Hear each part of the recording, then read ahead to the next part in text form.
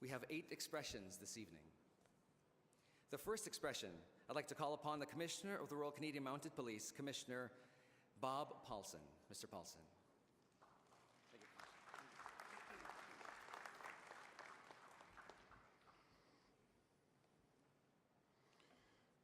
Permit me to acknowledge the traditional Treaty 6 territory on which we gather for this significant event. Commissioners, Minister Valcourt, Premier Hancock, Minister Oberle, Mayor Nenshi, elders, distinguished guests, survivors of the residential schools, ladies and gentlemen, I'd like to say how grateful I am for the opportunity to be able to participate in the Commission's work seeking truth and inspiring healing. Thank you for this opportunity. In 2004, the R.C.M.P. formally apologized for the part it played in the Indian residential school system. In 2011, the R.C.M.P. appeared before this commission and tendered a report that spelled out what we did. But what did we do? One way to understand what we did is to read the report, where we say, among other things, that we were the police of jurisdiction in many areas where schools operated. We were expected to respond to requests to enforce the law, as it then was, which included transporting students to the schools, searching for, apprehending, and returning students who ran away from school, locating families who refused to send their children to school and informing them of their obligations. Another way to understand what we did is how I came to understand what we did. In 1992-1993, I was the lead investigator in northwestern British Columbia for the National Residential School Investigation. I personally interviewed many survivors of the residential school system, so I know what we did. It is perhaps best illustrated by a story I've told many times to help people understand what it is we are talking about. Having concluded almost all of the work on the investigation, I was having difficulty locating one particular survivor who I believe to have been the victim of sexual assault at a school on Vancouver Island. Wanting to move the investigation along, I worked hard to find him, and ultimately I did so. He was living on the streets of Terrace, British Columbia. Sadly, he had succumbed to the ravages of alcoholism and drug addiction. He was in a bad way when I found him.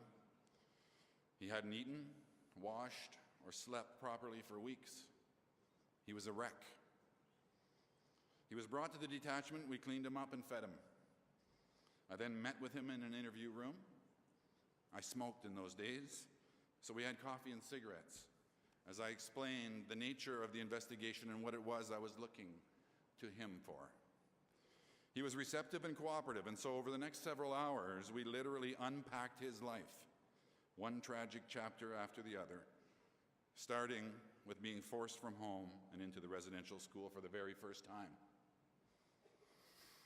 The fear, the confusion, and the terror he experienced as a young boy trying to deal with what was happening to him had not left him, and he had no trouble describing it all to me. We talked about that. We talked about the routines of the school, the buildings, the people, the smells, the sounds, the hallways, the beds, the memories. He eventually described in terrible detail being sexually assaulted by staff at the school and the sheer and utter horror of that experience. Because of it, he ran away. He went home.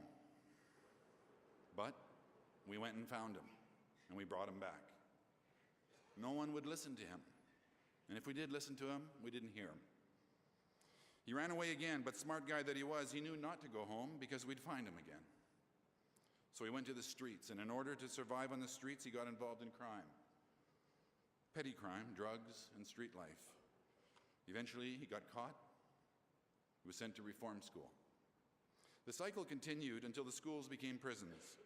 And one day he found himself to be an adult, caught up in the nightmare that had become his existence.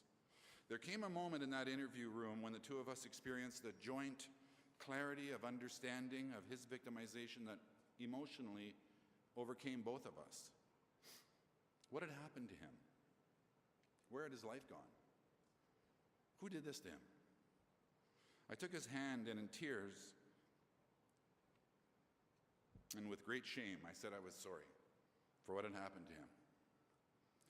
And I say to you all here today, as Commissioner of the R.C.M.P., on behalf of the R.C.M.P., on behalf of the men and women who comprise the R.C.M.P. and have ever comprised the R.C.M.P., I'm deeply sorry for what has happened to you and the part my organization has played in it.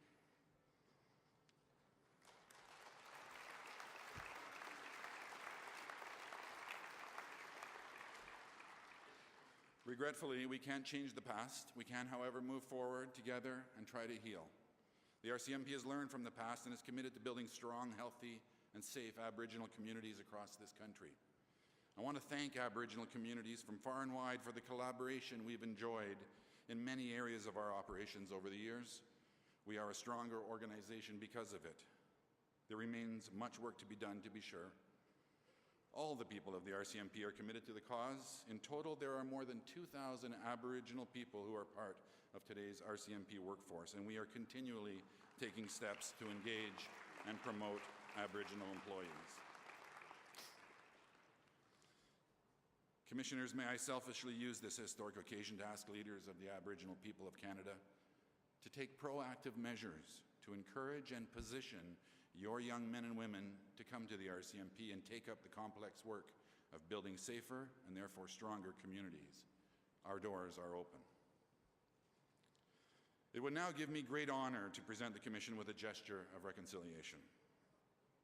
The origin of the star blanket dates back before European contact, and while there are many variations of the star design across these great lands, the symbol itself, the morning star, is meant to herald a new beginning, the dawning of a new day. It was understood by many that if you saw the morning star, the Creator had bestowed upon you another day of life.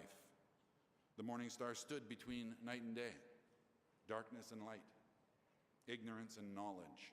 And of course, knowledge is what we are all after.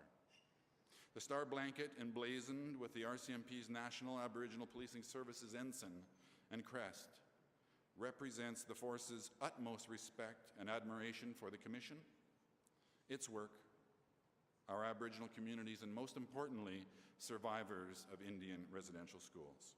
You have shown great courage and strength in sharing your stories.